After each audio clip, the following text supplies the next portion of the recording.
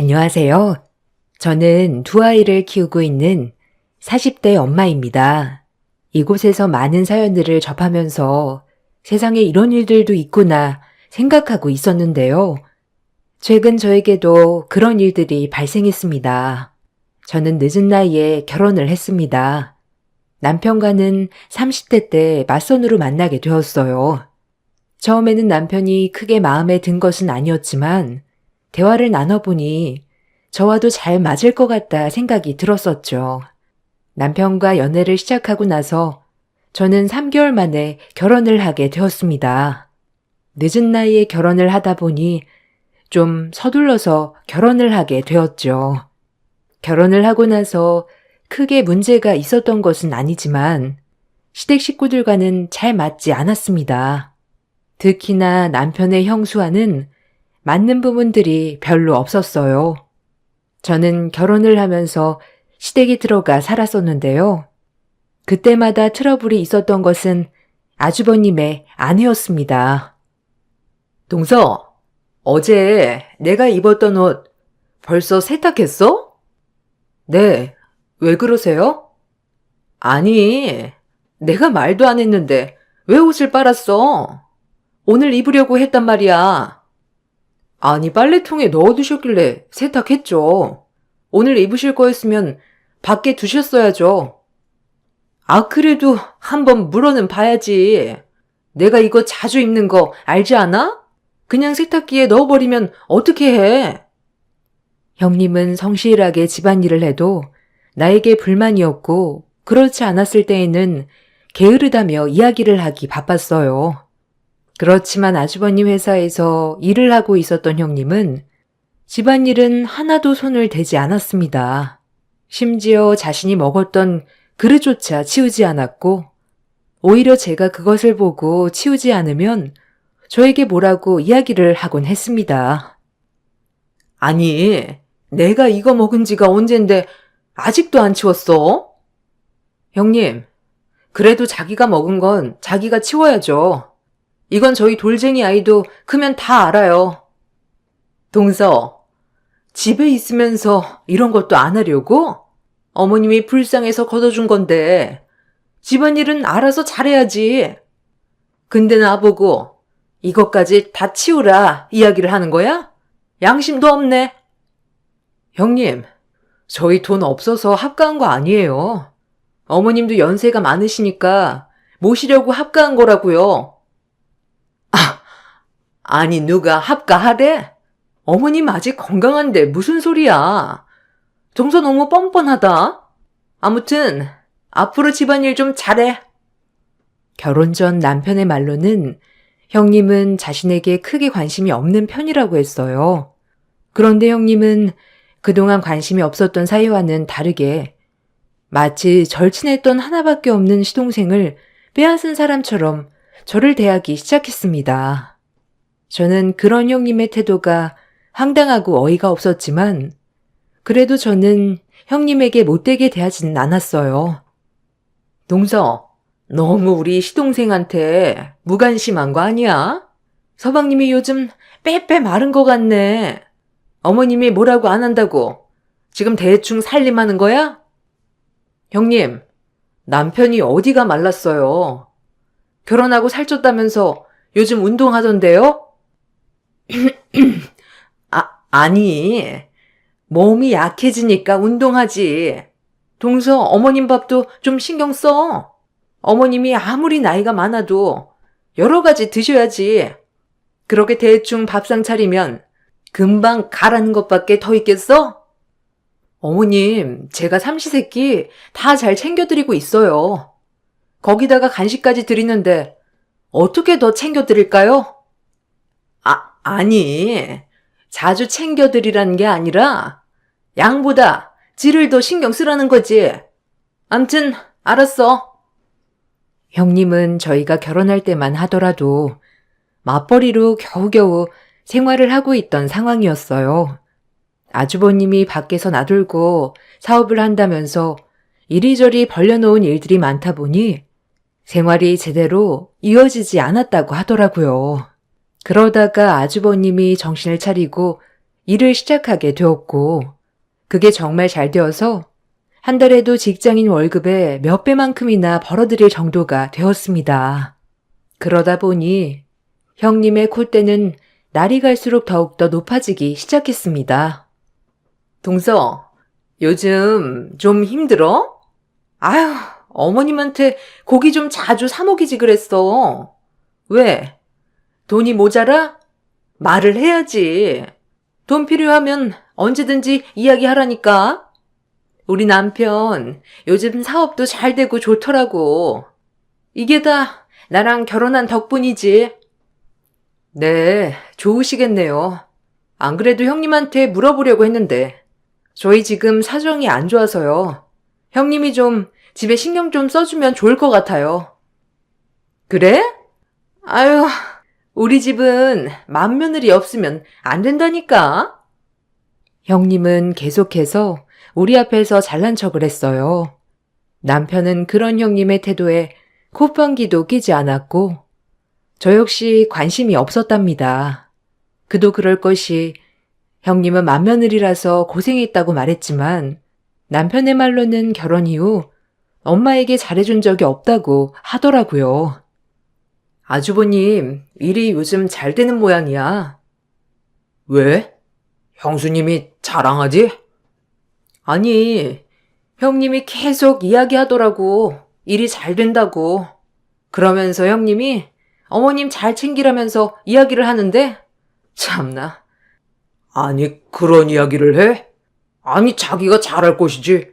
왜 당신한테 그런데? 그래도 형님은 어머님한테 살갑게 잘하잖아.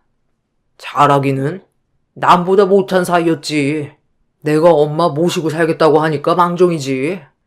형수님은 엄마랑 같이 살 생각도 없고 그렇다고 나이 먹고 아픈 놈을 한번 들여다본 적도 없었지. 뭐 형수님만 그래? 형도 마찬가지지. 엄마가 그렇게 젊을 때 도와줬는데 그 생각은 하지도 않고. 남편의 말로는 형님 내외는 어머님에게 전혀 관심이 없었던 부부라고 했어요. 그러다가 저희가 어머님과 합가를 하겠다며 결혼을 하고 난 이후로 더욱 저를 탐탁치 않게 생각을 했던 것이죠. 거기다 저희는 형님 부부의 행동에 전혀 관심이 없었고 신경도 쓰지 않았어요. 그런데 오히려 관심을 두지 않자 형님은 더 관심을 받으려고 매번 만날 때마다 얼마나 사업이 잘 진행되고 있는지를 얘기하곤 했습니다. 아주버님의 사업이 잘 되고 나서 집안에 간섭하는 일이 줄어들다 보니 사실 자랑을 하는 것은 얼마든지 들어줄 수 있다고 생각을 했어요.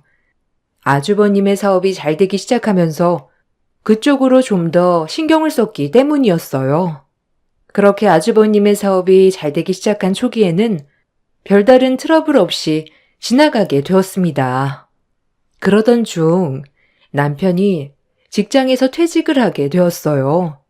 회사 사정이 어려워지게 되면서 명예퇴직으로 남편은 40대에 직장을 그만두게 되었습니다. 여러 곳에 취업을 알아보기도 했지만 받아들여주는 곳을 찾기가 어려웠어요. 남편의 자신감은 날이 갈수록 떨어졌고 남편은 극심한 우울증에 시달리게 되었습니다. 이와 동시에 시모의 건강도 점점 나빠지게 되었어요. 이 모든 상황에 아주버님과 형님은 제 탓이라 이야기를 했어요.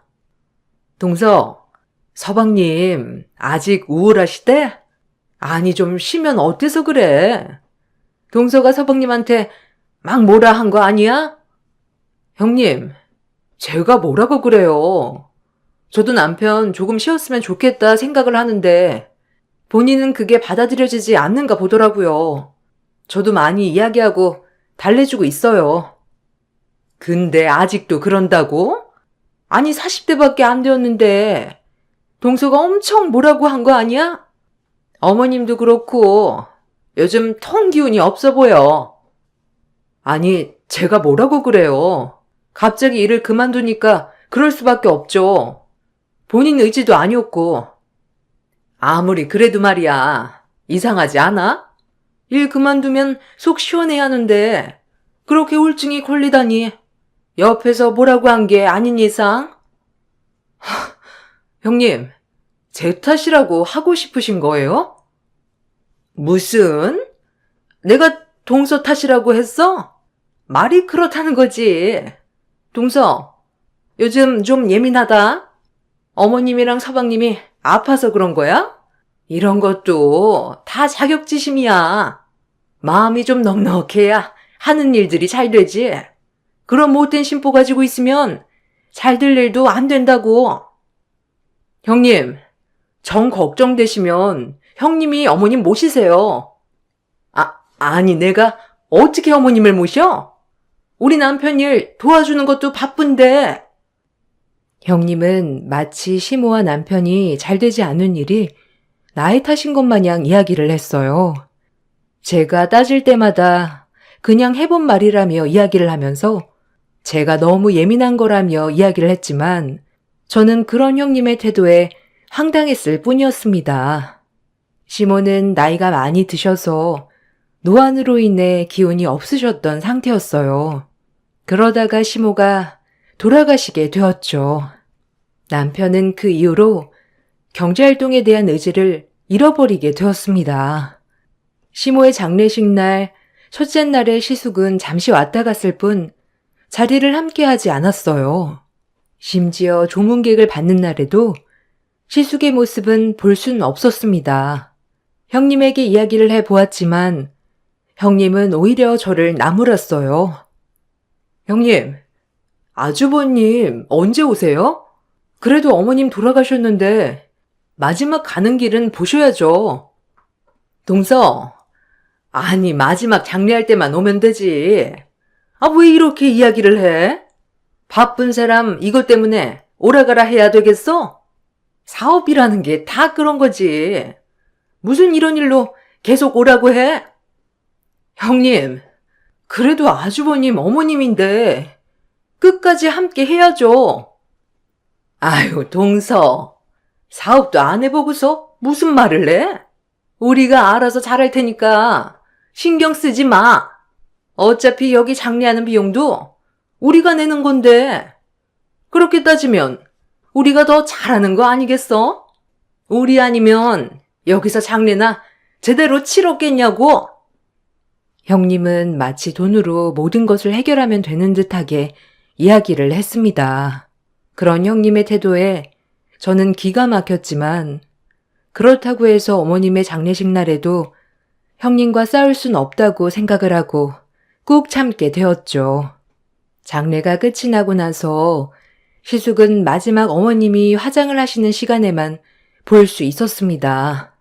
저도 너무나 서운한 마음이 들었지만 남편은 형의 그런 모습에 더더욱 서운함이 들었던 것 같아요.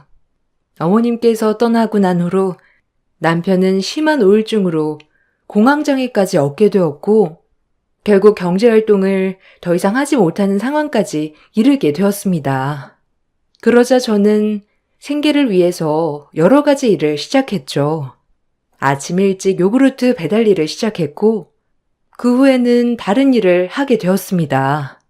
다른 것보다 요구르트 배달 일은 처음에는 너무 고단했지만 하면 할수록 재미를 느낄 수 있었어요. 특히나 이른 아침에 부지런하게 일을 시작하는 사람들을 보면서 삶의 의지를 다질 수 있어서 좋았죠.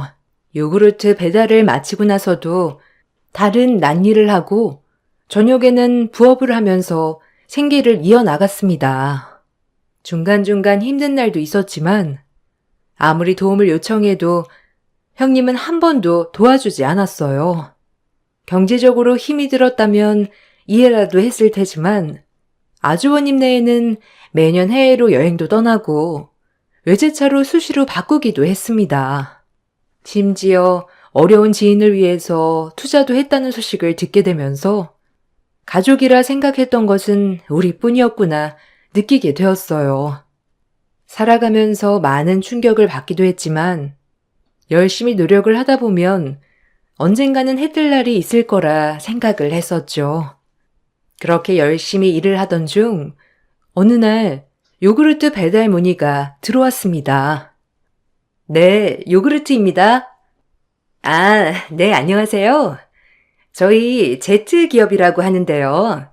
여기 아침에 혹시 요구르트 배달 가능한가요? 아, 제트 기업이요? 어떤 거 주문하시겠어요? 네. 작은 요구르트로 30개씩 매일 아니면 격일로 배달 가능할까요? 네, 알겠습니다. 혹시 안으로 배달을 해드려야 할까요? 아, 아닙니다. 아침에 문 앞에 두시면 출근하는 직원이 가지고 갈 거예요. 제트기업은 아주버님이 운영하고 있던 기업이었습니다. 지점으로 운영하고 있었던 아주버님은 기업이 성장을 하면서 덩달아 지점의 성장으로 이어졌던 것이었죠. 그곳에서 요구르트 주문이 들어오자 저는 많은 고민을 했습니다. 그렇지만 배달을 안 한다는 건 있을 수 없는 일이었고 어차피 아침에 문 앞에만 두고 가면 된다고 하니 크게 문제가 될 것이 없다고 생각을 했었죠. 그렇게 첫 배달날 저는 아주버님의 회사로 배달을 하게 되었습니다. 이른 아침이었지만 누군가 회사에 있는 듯 했어요. 문 앞에 두고 가려고 하니 갑자기 문이 열렸고 그 앞에 있었던 것은 바로 형님이었습니다. 어머, 아니, 여긴 어떻게 왔어? 아, 며칠 전에 배달 의뢰가 들어와서요. 문 앞에 두고 가려고 했어요. 참나, 지금 우리한테 시위하려고 온 거야? 네?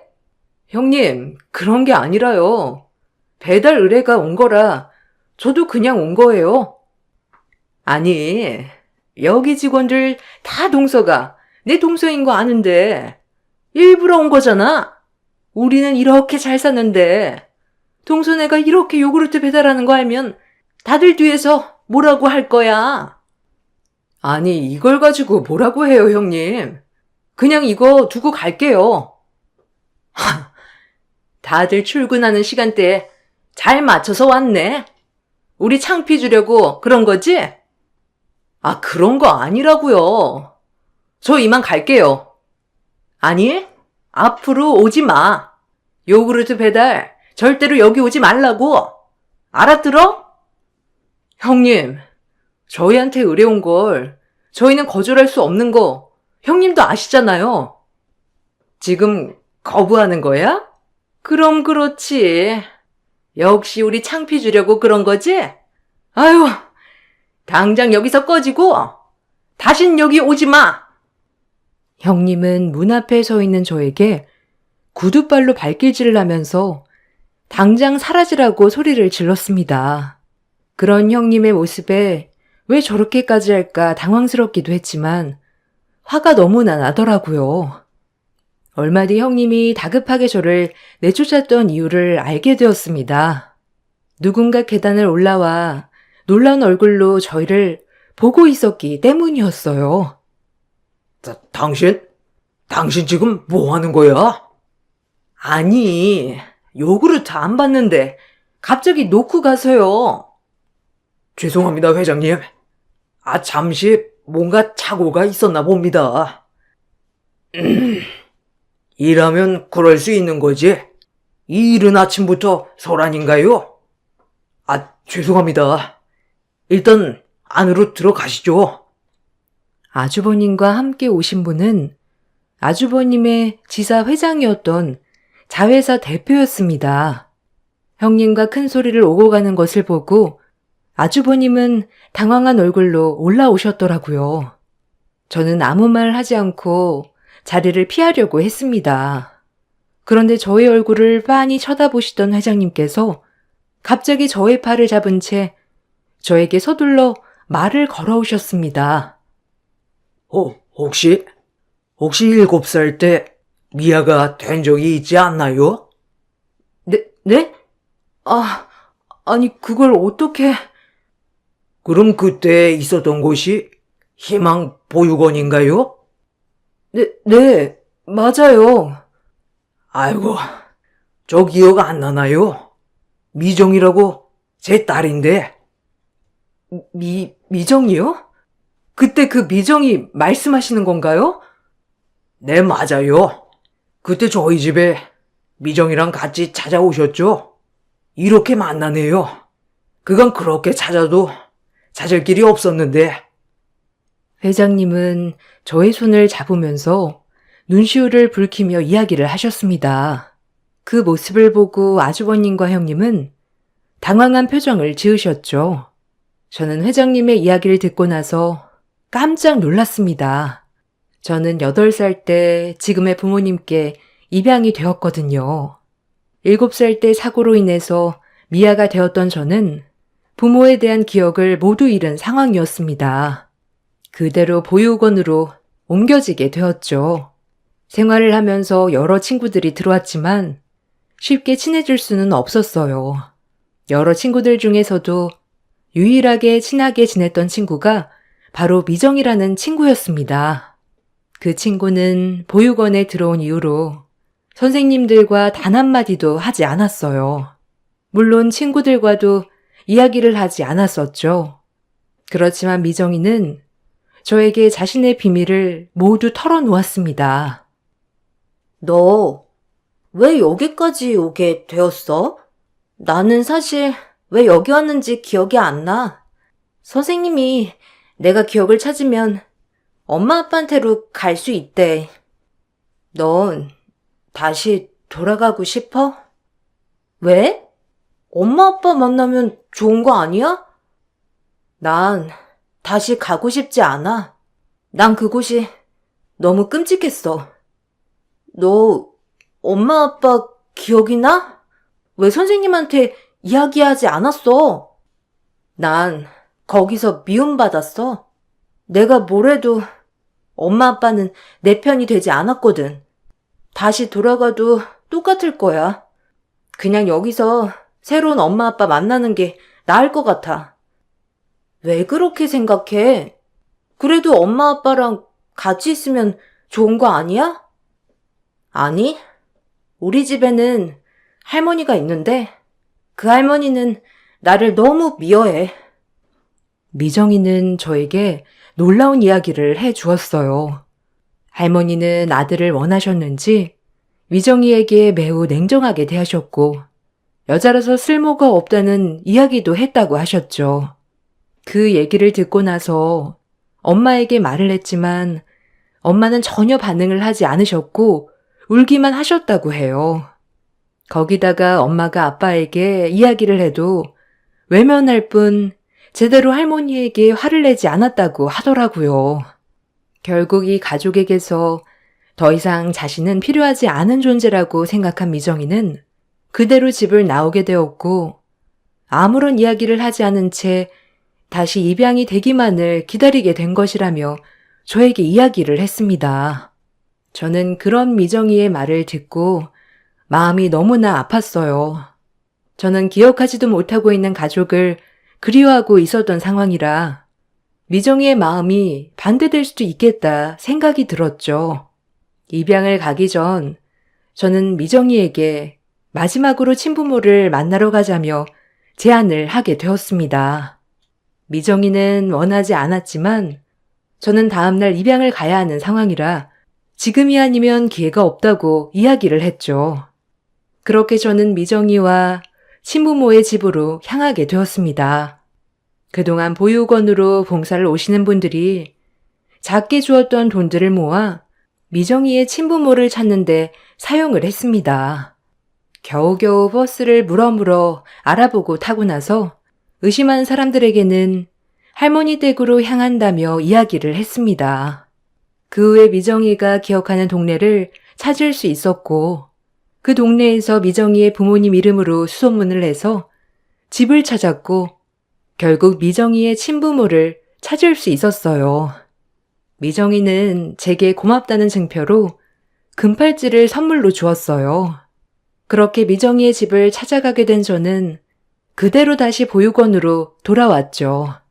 그날 이후 저는 한 난임 부부에게 입양이 되었고 그때의 일은 점점 잊혀지기 시작했습니다. 그런데 바로 그 미정이의 아버지가 아주버님의 회사 대표였던 것이죠. 아유, 그때 미정이가 오고 나서 나는 정신을 차렸습니다. 아니, 미정이가 집을 나간 이유를 알고 나서 정신을 차렸죠. 아, 그러셨군요. 미정이는 잘 지내고 있나요? 저도 그날 이후로 까마득히 잊어버렸네요. 아, 그럼요. 미정이는 그날 이후로 정말 잘 지내서 지금 이 회사를 운영하고 있어요.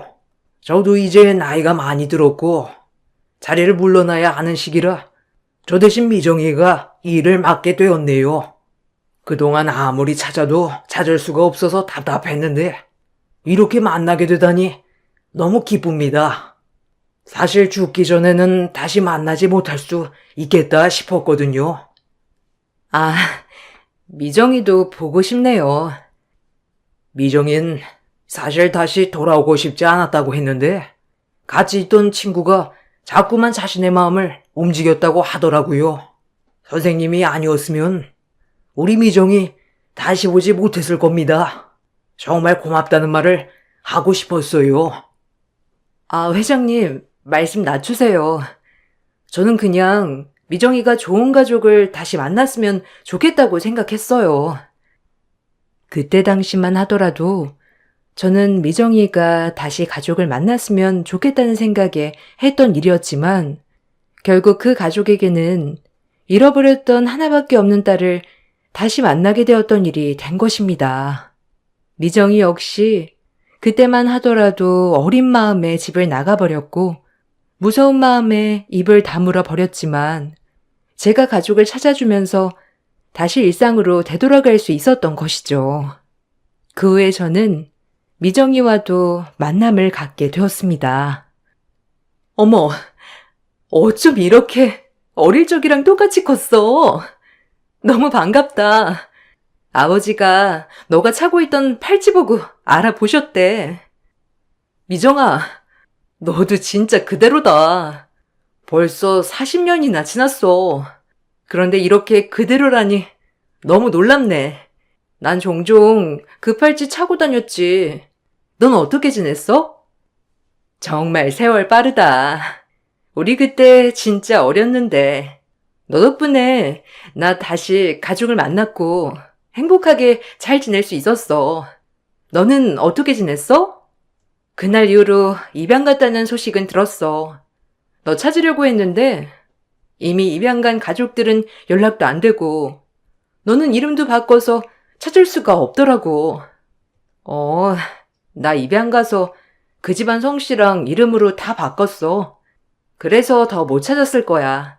잘 지냈다니 너무 다행이다. 나 사실 그때 은혜 갚으려고 더 열심히 살았어. 솔직히 나는 가족을 기억하고 있었지만 너는 아무런 기억이 없어서 슬퍼했잖아. 그 보육원에서 유일하게 나를 신경 써주고 잘해주었던 것도 너뿐이었고 언젠가는 만나면 내가 그 은혜 보답하려고 이렇게 노력해서 대표 자리까지 앉게 되었어. 어머, 진짜 축하해. 잘됐다. 너무 잘됐어. 그렇지? 이거 다 네 덕분이야. 어떤 것이든 말만 한다면 다 도와줄 수 있어. 내가 할 수 있는 건 다 해줄게. 원하는 거 있으면 말해봐. 에이, 무슨 원하는 게 있다고 그래. 그냥 그땐 내 친구니까 가족을 찾아준 거지. 지금 생각해보면 정말 대단해. 겨우 7, 8살밖에 되지 않았는데 거기다가 소중하게 모아둔 돈들을 오로지 나를 위해 쓴 거잖아. 그러게 말이야. 아마 마지막으로 했던 선행이 아닐까 싶기도 하고. 그렇게 큰 일을 했는데 내가 그 은혜 갚아줘야지. 뭐든 이야기해봐. 아참, 그러고 보니까 아빠가 그날 회사에 갔을 때 무슨 일 있었다며? 거기 대표랑 아는 사이야? 아, 사실 거기 대표 우리 아주버님이야. 요구르트 배달하러 갔는데 잠깐 일이 있었어. 아, 아빠 말로는 좀 소란이 있었다고 하던데? 싸운 거야? 싸우기보다는 아무래도 내가 가족인데 요구르트 배달을 간다는 게 좀 신경 쓰였나 보더라고. 미정이는 저의 이야기를 듣고 한참을 생각하다 갑자기 한 가지 제안을 했습니다. 저는 그 제안을 듣고 나서 고민을 하게 되었죠. 그렇지만 미정이는 저에게 꼭 은혜를 갚고 싶다면서 거절하지 말아달라고 이야기를 했습니다. 미정이가 저에게 한 제안은 바로 아주버님이 있던 자리에 대표직을 저에게 넘긴다는 것이었어요. 사실 아주버님은 사업 운영에 있어서 지점 대표이긴 했지만 그 이후 지부장 자리가 있었어요. 지부장 자리에 있었던 사람이 이번에 나이가 들면서 은퇴를 하게 되었고 공석이 된 상황이었죠. 이번에 회장님이 직접 아주버님 업체로 향하게 되었던 건 역시 아주버님에게 지부장 자리를 주기 위해서였지만 저를 만나게 되면서 다음으로 미뤄지게 된 것이었습니다. 저와의 다툼을 듣고 난 후에는 저를 위해서 그 지부장 자리를 저에게 주겠다고 제안을 하게 된 것이었죠. 처음에는 저도 거절을 했지만 계속된 권유로 받아들이게 되었습니다. 아마 저도 한편으로는 아주버님과 형님에게 보여주고 싶었던 것이 있었던 것 같아요. 지부장 자리를 받아들이고 나서 처음 지점을 돌게 되었던 날, 저를 본 아주버님과 형님의 얼굴은 새하얗게 질리고 말았습니다. 아니, 재수 씨가 왜 여기에? 동서가 여기에 어떻게 왔어? 동서라니요? 저는 지부장 김승주입니다. 잘 부탁드립니다. 동서, 이게 어떻게 된 일이야? 지부장이라니? 갑자기 이렇게 될 수 있는 거야? 말 좀 가려서 하세요. 여기가 사적인 자리도 아니고 거기다가 여기 직원도 아니지 않습니까? 모든 사람들 앞에서 저는 공적인 공간에서는 공적으로만 대하겠다고 선언을 했습니다. 냉정하게 사적인 관계는 밝히지 말아달라고 이야기를 하자 아주버님과 형님의 얼굴은 울그락불그락 변하기 시작했죠. 속으로는 너무나 고소한 마음이 들었습니다. 역시나 형님은 인사 후에 갑자기 메시지로 잠시 보자며 연락을 해왔습니다. 저는 당당하게 형님을 맞이했습니다. 동서, 아니 이게 뭐하는 짓이야? 지부장이라니. 지금 이게 말이나 돼?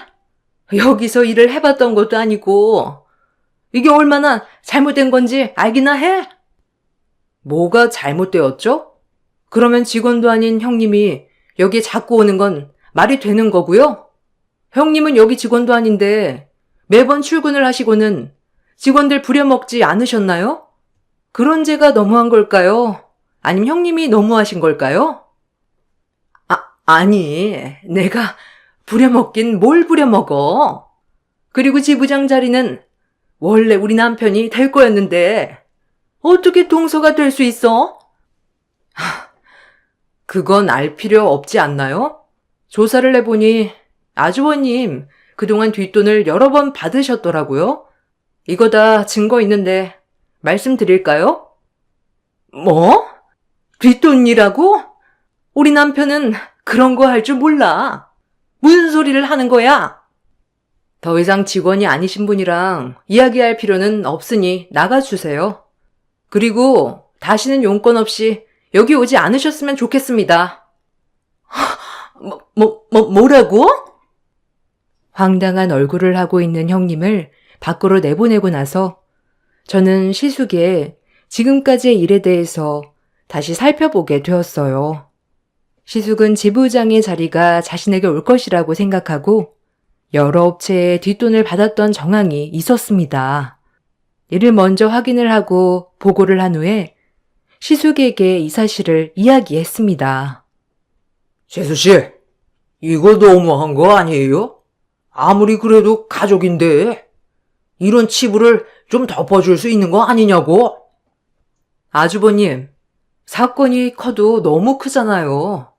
거기다가 아직 지부장이 된 것도 아닌데 업체 측에서 이런 뒷돈을 받았으면 이후에 운영에도 지장을 받을 수밖에 없다는 거 아시지 않나요? 그래서 내가 지부장이 되어야 한다는 거였잖아요. 재수 씨가 지부장이 되면서 모든 일이 다 꼬였다고. 아주버님, 이건 제 탓이 아니고 아주버님이 더럽게 일한 탓 아닌가요? 뭐? 더럽게 일해? 사업 운영 한 번도 안 해본 주제에? 아는 사람 덕 봐서 지부장 되어놓고서는 그딴 말을 짓거려? 네, 어디 한번 두고 보세요. 어떻게 제가 운영하는지. 아주버님과 형님은 제가 낙하산으로 지부장이 되었다는 점에 분노했고, 다른 지점에 이 사실을 이야기하면서 제 지위를 끌어내리고자 갖은 노력을 다했습니다. 그렇지만 저는 지부장이 된 이후에 열심히 노력을 했고, 신제품 출시에도 적극적으로 노력을 했습니다. 처음에는 좋지 않은 여론들이 많았지만 회사 발전을 위해서 노력을 한 끝에 결국 매출로 이어지게 되었고, 그러다 보니 다른 지점의 대표들에게도 인정을 받게 되었습니다. 그동안 밤낮으로 여러 일을 가리지 않고 했던 것이 저에게는 좋은 자양분이 되었던 것이죠. 뻔뻔한 태도를 보였던 아주버님과 형님은 사과를 해 왔습니다. 동서, 내가 미안해. 우리 남편 다시 대표직으로 복귀하면 안 될까? 지금 우리도 사정이 너무 힘들어가지고 취업하기도 쉽지 않아. 글쎄요. 그때 제 밑에서 일하기 싫다고 하신 건 아주버님 아니신가요? 거기다가 형님도 그 얘기에 동조했잖아요. 아니, 그건 내가 잘못 생각을 했어. 낙하산이라고 생각해서 잘 운영을 못할 거라고 다들 얘기를 했었거든. 그래서 그만두신 건 아니지 않나요? 그동안 저한테 해왔던 게 있으니 그랬던 거겠죠. 동서, 아니 왜 말을 그렇게 해? 미안해. 내가 미안하니까 우리 남편 좀 다시 복귀시켜줘. 저는 그럴 권한 없습니다. 그리고 이미 대표 자리는 다른 분이 하고 계시니 정 원하시면 직원으로 다시 취업하세요. 형님의 사과를 들으니 저는 더 화가 났습니다.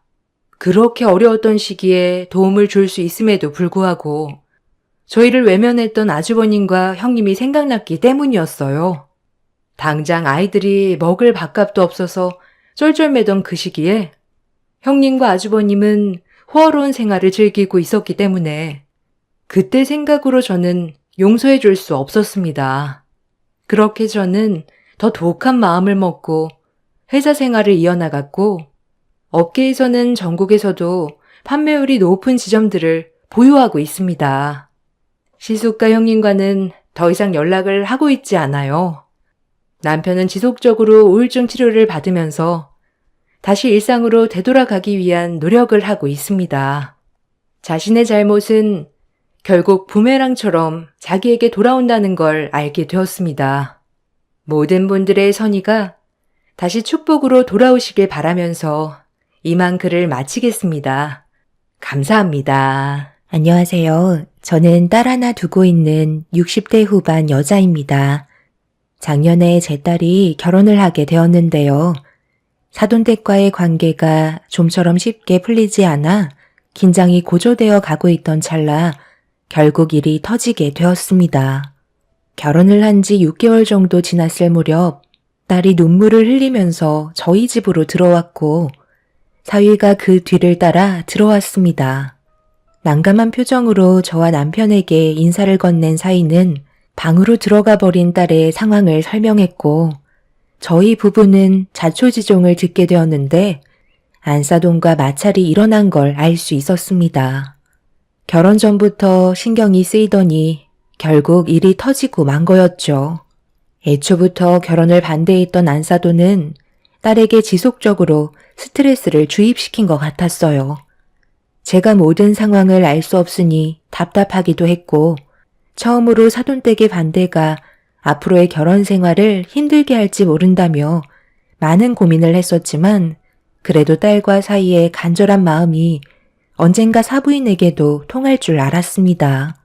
웃는 얼굴에 침 못 뱉는다고 제 딸에게도 좋은 모습들이 많기 때문에 시간이 지나면 좋은 관계를 유지할 수 있을 거라 생각했었어요. 결혼을 허락했으면 마음에 안 드는 부분들이 있어도 좋은 관계를 유지하려는 노력 정도는 하실 줄 알았는데 사부인은 단 한 번도 제 딸을 좋게 봐주려는 마음을 갖지 않았었네요. 그러다 보니 마음의 상처를 지속적으로 받은 딸은 결국 사돈댁에서 안 좋은 일들을 겪게 되었고 사태가 심각해져 버리고 말았죠. 사위가 중간에서 노력을 안 한 것도 아닌데 자기 아들을 봐서라도 좋은 관계를 형성하고 살면 될 것을 왜 이렇게 모난 행동을 하는 건지 이해할 수가 없었습니다. 남편은 눈물을 흘리고 들어온 딸을 보고 마음이 너무 안 좋았는지 사돈댁과 연락을 취해 따로 만나서 대화 좀 해봐야겠다며 점점 흥분을 하기 시작했어요. 안 좋은 감정이 고조된 상태에서 만나봤자 서로 상처되는 말들만 주고받게 되면서 집안 싸움으로 크게 번지게 될 수도 있기 때문에 흥분한 남편을 진정시켰네요.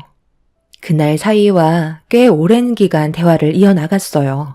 해결 방법을 찾아 모든 걸 좋게 만들고 싶었죠. 사부인의 성격을 제일 잘 알고 있는 사위에게 어떻게 하면 사부인과 좋은 관계를 유지할 수 있을지에 대해 처음으로 대화를 나눈 것도 아니었어요. 그만큼 몇 번의 사건이 있었고 저도 반복되고 있는 이런 상황들이 답답했지만 계속 참으면서 사부인도 제 딸을 언젠가 좋아해 줄 거라 믿고 있었습니다. 사위도 사부인에게 안 좋은 말들을 꺼내면서 인연 끊겠다며 몇 번이나 얼굴을 붉힌 적이 있었지만 그때뿐이었어요.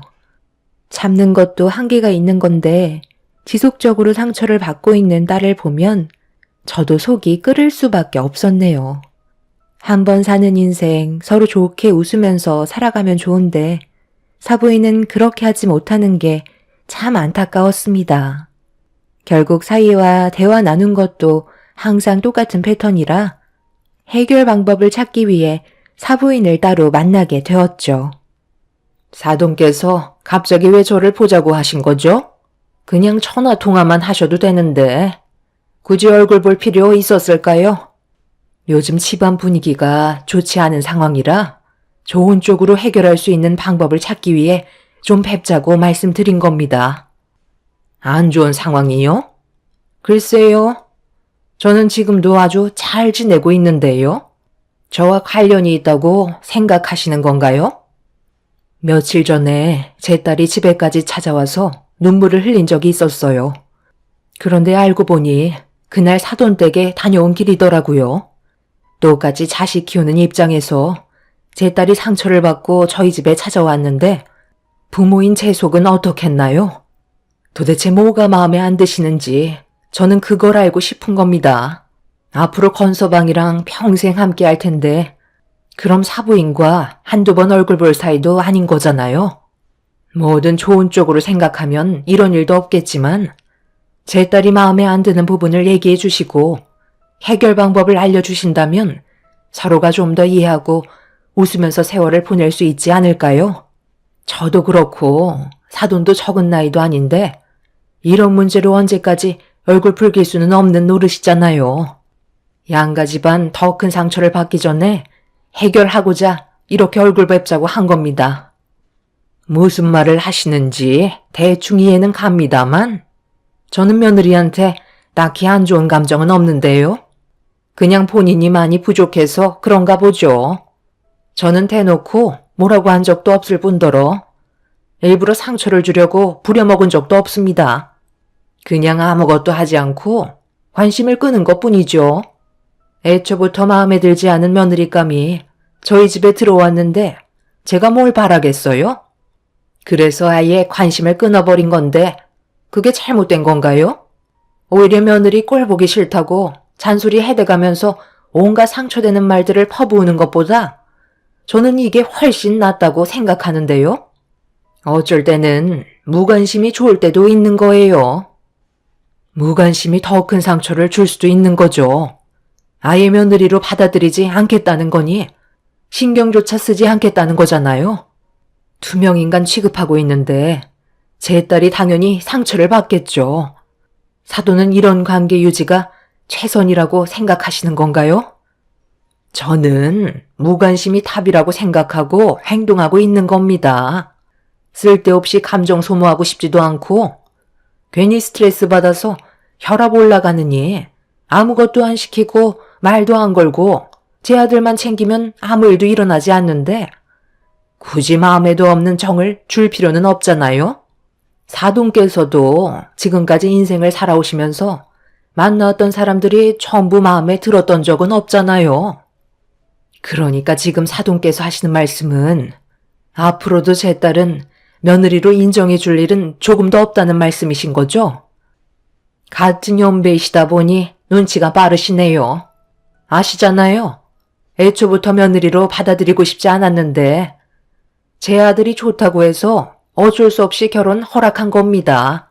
아들을 위해서 그런 거지 며느리로 인정한 건 아니죠. 해결 방법을 찾으실 생각이면 미련 버리시는 게 좋겠네요. 저는 한 번 아닌 건 눈에 흙이 들어와도 아니거든요. 안사돈과 대화를 주고받으면서 해결 방법을 찾으려 했지만 좋은 관계를 유지하기는 힘들어 보였습니다. 아무것도 하지 못한 채 사돈을 돌려보낸다면 쳇바퀴 돌아가듯 똑같은 상황이 반복이 될 것 같아 그 자리에서 확실하게 제 의사를 밝히게 되었고 제 말을 듣고 있던 사돈의 얼굴은 점점 굳어지고 있었네요. 말이 끝나자마자 열을 올리기 시작했고 결국 안 좋은 대화를 주고받았습니다. 그래도 결혼을 했으면 기본적인 건 당연히 해야 되는 건데 그런 것들을 전부 다 생략하겠다는 건 저로선 받아들이기 힘듭니다. 왜 받아들이기가 힘드신지 모르겠네요. 어차피 투명인간 취급하는데 뭐하러 사돈댁에 들리나요? 차라리 아무것도 하지 않는 게 오히려 스트레스 덜 받는 일 아닌가요? 제 딸이 괜히 사돈댁에 들어가서 아무것도 하지 않고 서 있으면 계속 그걸 보게 될 텐데 얼마나 불편하고 싫으시겠어요? 대화조차 섞지 않으신다면서요. 그러니까 애초부터 사돈댁에 발을 들이지 않는 게 서로에게 좋다고 말씀드리는 거예요. 저도 집안 행사가 있어도 사이를 집으로 불러드리지 않을 테니 사돈께서도 어떠한 이유에서라도 제 딸과 사이를 집안으로 부르시는 일은 안 해주셨으면 좋겠어요. 그래야 양가 집안에 평화가 찾아올 것 같습니다. 어차피 며느리로 인정해주지 않는다면 굳이 사돈댁에 들어가 잡일을 도울 필요는 없죠. 며느리 때문에 제 아들 얼굴도 못 본다는 거예요? 차라리 며느리만 빼고 제 아들만 따로 보도록 하겠습니다. 그건 안 되죠. 부부는 결혼을 하는 순간부터 일심동체예요. 어떠한 일을 하더라도 함께 해야 된다고요. 나로 불러서 만나실 거면 애초부터 결혼은 허락하지 마셨어야죠. 머리채를 뜯어서라도 말리셨어야 하는 거 아닌가요? 사돈께서 중심이 잡혀있지 않으니까 지금 모두가 피해를 보고 있는 거잖아요. 그래서 저는 앞으로 사위를 절대 집으로 불러들이지 않을 테니 사돈께서도 제 딸을 댁으로 부르시지 않았으면 좋겠네요. 둘이 알아서 잘 살게끔 그냥 내버려 두는 게 가정의 평화가 찾아오는 겁니다. 혼자 그렇게 하세요. 마음에 안 드는 며느리 들어와 내 아들 뺏어간 것도 속 터져 죽겠는데 아들 얼굴도 못 보는 건 말이 안 되는 거죠? 사돈과 얼굴을 붉히게 되자 대화의 질은 점점 안 좋아지기 시작했고 사돈은 더 이상 말이 안 통한다면서 제 말이 끝나지도 않았는데 자리에서 일어나 문을 박차고 나가 버렸네요. 저는 그 자리에서 바로 사위에게 전화를 걸어 방금 있었던 일에 대해 설명을 하며 당분간 제가 얘기한 대로 따라주길 부탁했고 사위는 고맙게도 제 말을 들어주었어요. 그날 이후 사위는 사돈댁에 찾아가지 않았어요. 각자 부모님의 집에 찾아가지 말라는 거지 제 딸의 신혼집에 가지 말라는 건 아니었기 때문에 미리 사위와 딸에게 연락을 취한 뒤 여러 가지 음식을 싸들고 잠깐 들리게 되었죠. 사위가 좋아하는 음식들 위주로 양손 가득 준비를 해서 현관문 앞에 도착을 했는데 초인종을 누르려는 순간 집안에 무슨 일이 일어났는지 꽤 큰 목소리로 누군가와 대화를 주고받고 있었습니다. 저는 급하게 초인종을 눌렀고 그 순간 잠깐의 정적이 흐르더니 현관문이 열렸습니다. 그리고 제 눈앞에 펼쳐진 광경은 입을 다물지 못할 정도였네요. 집안이 이게 다 뭐야? 왜 물건들이 전부 다 여기저기 난장판으로 되어 있는 거니? 사돈, 지금 여기서 뭐 하시는 거죠? 보면 몰라요. 애들 교육하고 있잖아요. 내가 잠깐 집에 들르라고 얘기했는데 감히 내 말을 무시해? 그래서 애들 집을 쑥대밭으로 만들어 버리신 거예요? 사돈께서 뭔가 상당히 착각하고 계신 것 같은데요. 애들은 지금 결혼을 했고 따로 살림을 차린 상황이라고요. 애들 사정도 생각해주고 사돈 댁에 당분간 가지 않겠다는 말이 나왔으면 무엇이 잘못됐는지부터 생각을 하셔야지. 사돈의 말을 듣지 않았다고 여기까지 찾아와서는 이 난리를 치세요? 부모로서 창피하지도 않아요? 그런데 지금 제 딸에게 뭘 하신 거예요? 왜 머리가 헝클어져 있는 거죠? 설마 지금 제 딸 머리채 잡으신 건가요? 가정교육 제대로 못 받았으면 당연히 벌을 받아야죠. 그게 잘못된 건가요? 시애미가 당장 집으로 튀어오라고 했는데 오지 않겠다는 말을 조금도 고민하지 않고 입 밖으로 뱉어댔는데 제가 열불 안 나겠어요? 그동안 말을 안 하고 있으니까 시애미를 아주 개똥으로 보고 있었다고요. 그래서 버릇 좀 고쳐주려고 혼 좀 냈습니다. 며느리로 들어왔으면 내 딸이나 다름없는데 다 큰 어른이라도 잘못된 게 있으면 벌을 받아야죠. 저도 웬만해선 이렇게까지 하지 않으려 했는데 너무 개념이 없더라고요. 건서방, 이리 가까이 좀 와보게. 나도 웬만해서는 이렇게까지 하지 않으려 했는데 똑같이 자식 가진 입장이니 사돈도 아픔을 느껴봐야 하지 않겠나? 내 딸만 머리채를 잡히고 눈물을 흘려서야 되겠어? 미안하지만 자네 부모를 원망하게. 저는 안사돈이 보는 앞에서 사위의 뺨에 손을 올려 붙였어요. 그걸 본 사돈은 경악을 하며 저에게 정신 나간 여자처럼 달려들기 시작했고 사돈은 저를 절대로 가만두지 않겠다며 평생 동안 자기 자식 한 번도 손댄 적 없는데 제가 감히 손을 댔다고 동네가 떠나갈 정도로 난리를 쳐댔습니다. 저에게 뺨을 허용한 사위는 엄청난 목소리로 사돈에게 가만히 계시라며 화를 냈어요. 사위가 안사돈에게 화를 내자 순간적으로 경직된 상태에서 자기 아들을 바라보고 있는데 사위의 한마디에 사돈은 주저앉았네요. 부모가 잘못을 모르면 자식이 그 대가를 치러야 하지 않겠어요? 한쪽 뺨도 마저 때려주세요. 장모님 마음이 풀리실 때까지 허용해 드리겠습니다. 저도 이렇게까지 살고 싶지 않네요. 하루하루 너무 괴롭습니다. 저희 엄마 때문에 제가 사랑하는 사람들이 상처받는 건 더 이상 보고 싶지 않아요. 저희 엄마가 잘못을 모르면 자식이 대신 벌을 받아야죠. 그게 맞는다고 생각합니다. 그리고 오늘 이 시간 이후로 저는 엄마와의 인연을 끊어내도록 할 거예요. 이 말이 듣고 싶으셔서 이 난리를 치셨겠죠. 장모님께서 오늘 저희 집에 왜 찾아와 주신 줄 아세요? 엄마랑 따로 만나서 안 좋은 대화를 주고받았다는 걸 저에게 설명해 주셨는데 혹시라도 제가 상처받았을까봐 평소에 제가 좋아하는 음식들을 준비해서 먼 길을 달려오셨어요. 그런데 엄마는 당분간 서로 생각할 시간이 필요해서 가지 않겠다는 한마디 했다고 집안을 난장판으로 만들어요? 엄마가 무슨 잘못을 했는지 느끼지 못하신다면 당연히 아들인 제가 벌을 받아야죠. 엄마의 아들로서 부모님을 바른 길로 인도해 드려야 하는 것도 자식의 역할이니까요. 장모님, 이 모든 일들이 사이인 제가 부족해서 그러니 한 번만 용서해 주세요. 사위는 제 앞에 무릎을 꿇었고 사돈은 자기 아들이 무릎을 꿇었다는 거에 정신을 차리지 못했어요. 이런 와중에 사돈은 더 큰 분노를 표출하려고 자리에서 일어나 저에게 달려들었지만 사위가 중간에서 사돈을 막아선 뒤 팔을 잡고 현관문 밖으로 내쫓아 버렸네요.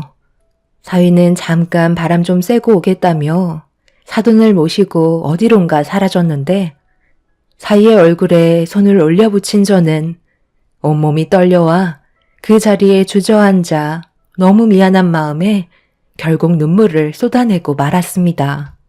제 자식도 아닌 남의 자식에 손을 올려붙인 건 당연히 잘못된 행동이었지만 저도 사람인지라 제 딸이 사돈에게 머리채를 잡혔다는 거에 제대로 된 판단을 하지 못한 것 같아 너무 마음이 안 좋았어요.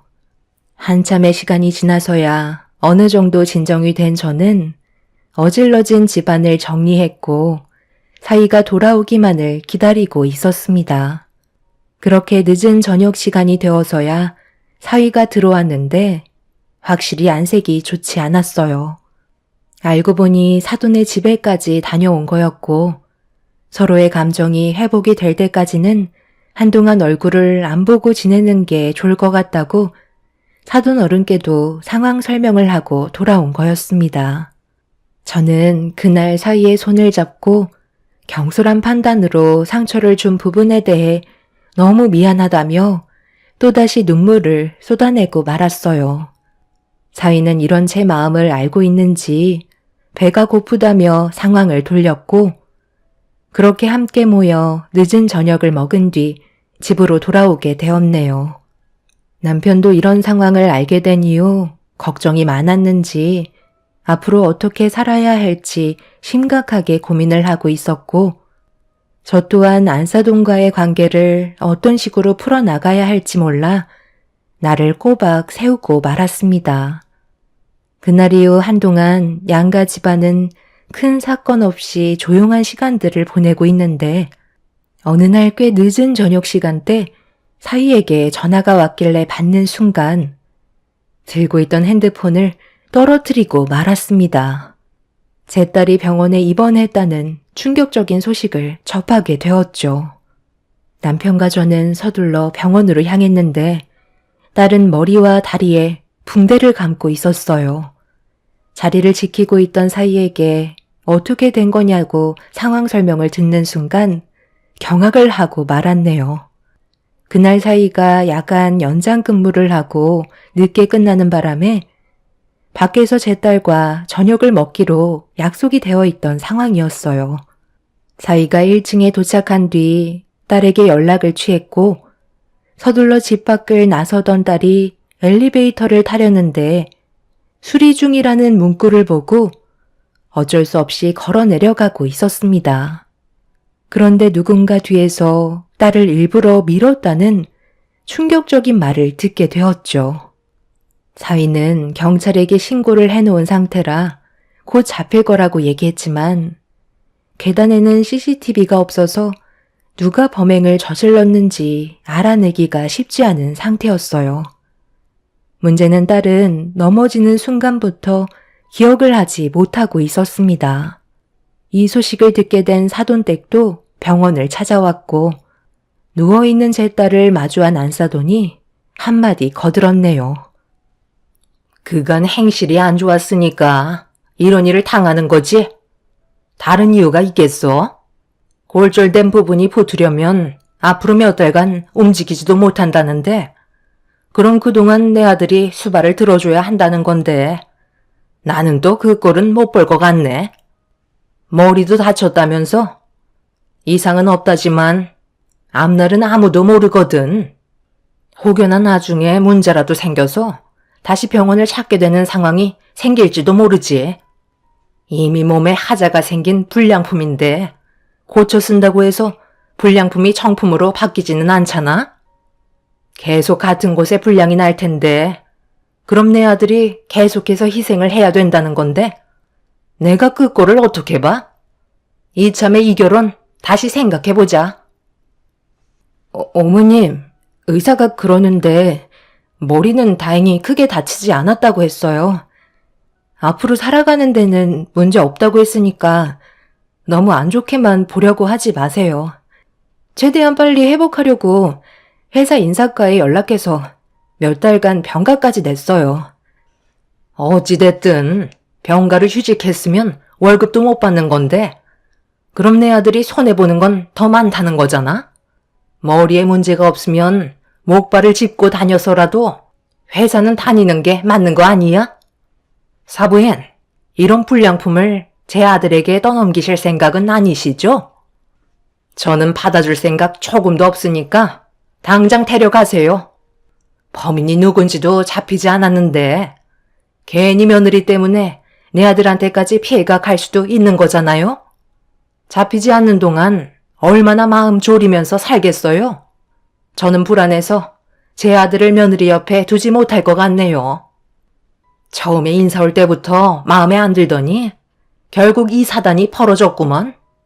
이래서 여자의 촉은 무시할 수 없는 거라니까. 아들, 엄마가 뭐라고 그랬니? 첫인상에서부터 얼굴빛이 어두운 게 안 좋은 기운을 몰고 다닐 것 같다고 했지? 한바탕 난리가 난 그때의 일을 벌써 잊은 건지 안사돈은 거침없이 막말을 뱉어대고 있었습니다. 저는 그 모습을 지켜보면서 사람으로 대할 상대가 아니라는 걸 확실하게 느낄 수 있었네요.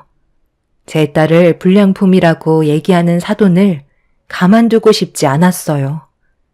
남편도 안사돈을 바라보면서 말이 너무 지나친 것 같다며 화를 내기 시작했네요.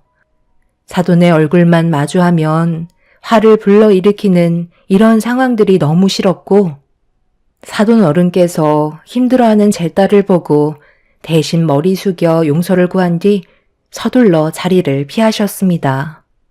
그제서야 조용해진 병실은 침묵만 흘렀고 사위는 저와 남편의 눈치를 보면서 제 딸 옆을 지키고 있었네요. 그날 이후 범인을 잡기 위해 경찰들은 발빠르게 움직이고 있었지만 사각지대에서 벌어진 일이라 수사는 쉽지 않았습니다. 그렇게 며칠이 흘렀고 무언가 단서를 발견했는지 담당 경찰들은 추가적인 조사를 진행하기 위해 다시 현장을 찾았습니다. 저희 가족 모두 범인을 잡기 위해 주변을 돌아다니며 단서가 될 만한 것들을 찾아보고 있는데 아파트 내부를 조사하던 경찰들이 누군가 도망치는 한 사람을 잡기 위해 쫓아가고 있었어요. 너무 순식간에 일어난 일이라 저희는 도망치는 범인을 보고도 잡지 못했는데 검은 모자와 검은 옷을 입고 있던 한 사람이 앞만 보며 달리다가 옆에서 달려오는 차와 부딪히게 되면서 오랜 시간 끝에 겨우 범인을 잡을 수 있었습니다. 다행히 크게 부딪힌 건 아니라 타박상 정도만 보였던 정체 모를 사람은 얼굴을 확인해 보니 꽤 젊어 보이는 청년이었고 경찰들은 도망친 이유를 아직 물어보지도 않았는데 먼저 겁에 질린 청년이 모든 진실을 털어놓았습니다. 그 말을 듣던 저는 정신을 차리지 못할 정도로 분노를 하게 되었네요. 경찰들과 남편을 따라 사돈댁에 도착을 하자마자 제가 먼저 현관문을 두드렸고 잠시 뒤 사돈 어른께서 현관문을 열며 무슨 일이냐는 말에도 무시한 채 거실로 향했어요. 사돈댁은 점심을 먹고 있었는지 떡국상이 차려져 있었고 저를 보면서도 아무렇지도 않게 식사를 하고 있는 안사돈에게 달려가 떡국상을 사정없이 사돈 쪽으로 던져버렸고 머리채를 잡아 흔들며 난리를 치고 말았네요. 이미 저는 그 누구도 말릴 수 없을 정도로 분노한 상태였고 남편과 경찰분들이 저와 안사돈을 겨우 떨어뜨려 놓았네요. 갑자기 찾아와서 예의 없게 이게 무슨 짓이야? 마침 경찰에 연락하려던 참이었는데 잘 됐네. 당장 저 사람 좀 잡아가세요. 잡아갈 사람은 당신이지. 어떻게 내 딸에게 그런 끔찍한 일을 저지를 수가 있는 거야? 그쪽이 사주했다며? 청년에게 돈을 주고 시켰다면서? 그쪽이 아파트에 직접 들어와서 내 딸에게 해코지하면 발각될 게 뻔하니까 아파트에 사는 청년에게 꽤 많은 돈을 주고 시킨 거라고 전부 다 들었다고. 더군다나 그 청년이 엘리베이터 수리기사라 이용해 먹기 딱 좋았겠지. 어떻게 사람의 탈을 쓰고 그런 끔찍한 일을 저지를 계획을 세운 거야? 당신이 그러고도 사람이야? 내가 절대 가만두지 않을 거라고. 그러게, 내가 뭐라고 그랬어? 앞으로 조심하는 게 좋을 거라고 했잖아. 감히 내 아들에게 손을 올려붙여? 그러고도 무사할 줄 알았어? 세상 떠났어야 했는데 너무 아쉽네. 일 처리만 깔끔하게 됐어도 후회는 없었을 텐데.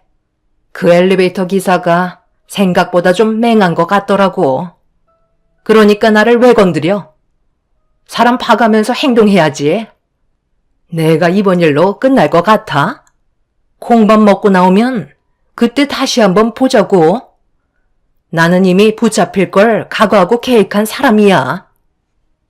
안사돈은 이미 사람이 아니었어요. 정상적인 모습은 전혀 찾아볼 수 없었고 이 소식을 듣게 된 사이는 급하게 사돈댁에 도착해선 경찰분들에게 붙잡혀가는 사돈의 모습을 보며 상당한 충격에 빠졌는지 입을 다물지 못하고 있었습니다. 사돈은 자기 아들에게 나중에 다시 얘기하자면서 꼭 면회를 오라고 아무렇지 않은 듯 오히려 떳떳해하는 모습을 보여주고 있었네요. 예전에 안사돈이 신혼집에 들어가기 전에 엘리베이터를 수리하고 있던 기사와 마주친 적이 있었는데 그때부터 이미 다른 생각을 가지고 있었어요. 미리 명함을 받은 뒤 따로 약속을 잡아 꽤 많은 돈을 건네주었고 기회가 될 때 범행을 저지르라는 말을 하게 되었던 거죠. 확실하게 상황이 마무리되면 추가적인 금액을 더 주겠다는 말에 엘리베이터 기사는 절대 넘어가선 안 될 게임에 넘어가게 된 거였네요. 두 사람 모두 법적으로 처벌을 받게 되었지만 이런 문제로 인해 제 딸이 받은 정신적인 충격은 아직까지 회복이 되지 않고 있는 상태입니다. 문제는 사돈이 아직까지 자기가 뭘 잘못했는지 전혀 받아들이지 않고 있네요. 이 사실을 전부 알게 된 사돈 어른은 사위와 제 딸의 안전을 위해 관계를 정리했지만 5년의 징역을 받은 그 사람이 나중에 다시 세상 밖으로 나온다는 게 더 큰 문제이네요. 그 전에 저희 가족에게 피해가 가지 않게 다른 방법을 생각하고 있습니다. 두 번 다시 마주치지 않길 바랄 뿐이네요. 그 사람이 저지른 잘못에 대해 나중에 전부 다 되돌려 받았으면 좋겠습니다. 제 사연을 들어주신 분들, 오늘 하루도 평안하신가요? 여러분들의 삶에 언제나 웃음이 가득하시고 가족 간의 관계에 끊임없는 행복이 함께 하시길 바랍니다. 감사합니다. 안녕하세요. 저는 55살에 딸 하나 둔 여자입니다. 현재 저는 한인타운에서 살고 있고 해외 거주 중에 있습니다. 이곳에서 발을 붙이고 산 지 벌써 23년이라는 세월이 지나갔어요. 지금은 그래도 숨을 돌릴 수 있을 정도로 여유로워진 편이지만 과거의 일들을 생각한다면 그동안의 고생 때문인지 눈물이 앞을 가릴 정도입니다. 이곳에서 물불 가리지 않고 무슨 일이든 전부 했으니까요. 다행히도 이웃 주민들이 좋으셔서 도움도 많이 받았습니다. 지금은 제가 도움을 주고 있어요.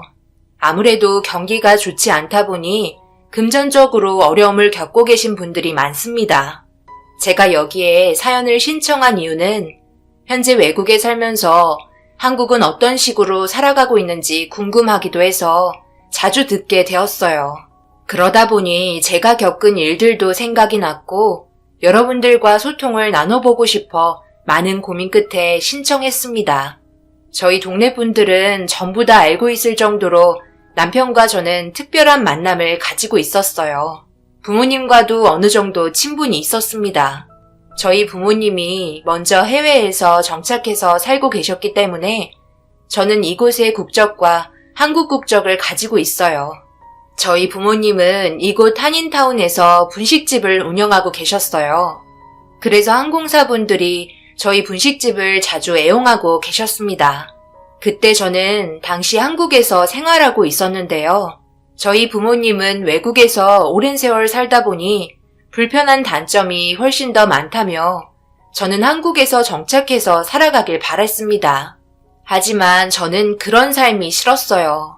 부모님과 떨어져서 저 혼자 한국에서 생활하는 게 많이 외로웠고 부모님 얼굴 보러 갈 시간은 1년에 손에 꼽을 정도로 많지 않았기 때문에 이렇게 사느니 부모님 곁에서 살길 원했습니다.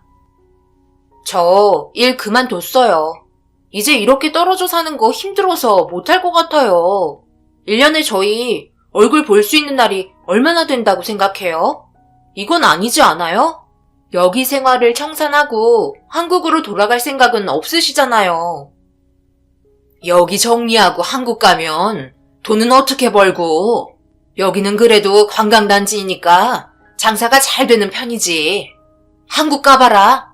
절대 이렇게 돈 벌 수 없어. 그건 너도 잘 알고 있잖니. 한국에서 생활하는 게 혼자라서 외로운 건 있어도 모든 생활을 봤을 때 한국이 훨씬 좋은 곳이란다. 그건 너도 잘 알잖아. 엄마랑 아빠가 생각하는 대로 움직이면 얼마나 좋아? 다 너를 위해서 하는 말인데. 무작정 일 그만뒀다고 찾아오면 잘했다고 할 줄 알았니? 너 잘 되길 바라는 마음에 힘들게 일하고 있는데 그런 선택을 했다는 게 우리는 이해되지 않는구나. 한 번이라도 엄마와 아빠가 여기에서 너를 위해서 열심히 일하는 모습을 생각한다면 그렇게 쉽게 일을 그만두지 않았을 거다. 서로가 힘든 만큼 의논하고 결정해야지. 혼자 독단적으로 움직이는 건 좋은 게 아니야. 결국 부모님과 의견 충돌로 인해 서로 감정이 격해지고 말았어요. 당연히 제가 앞으로 살아가면서 잘 되길 바라시는 마음에 그러시는 거 잘 알고 있었습니다. 그래서 저 또한 최대한 많은 노력을 했었고 한국에서의 생활을 버텨왔어요. 하지만 가족이 없이 지낸다는 건 아무런 의미가 없었습니다. 그렇게 한참 동안 저는 부모님과 함께 지내고 싶다는 의견을 내세웠고 반대로 부모님은 한국에서 자리 잡고 사는 게 모든 부면에서 이익이 되는 점들이 많다고 다시 돌아가길 원하셨어요. 그 와중에 손님은 계속해서 들어오셨고 그중 항공 직원들이 줄지어 들어오기 시작했어요. 제일 잘 나가는 음식은 라면과 김밥 그리고 떡볶이였습니다. 장기간 비행을 타고 해외로 떠돌다 저희 지역에 도착을 하면 꼭 들리는 코스가 되었어요. 그런데 항공사 직원분들 사이에 눈에 들어온 한 남자가 있었고 그 사람이 제 남편이 될 거라곤 생각하지 못했었네요. 부모님과 한참 동안 지내면서 몇 번의 만남이 있었고 얼굴이 익숙해지면서 대화도 하게 되었어요.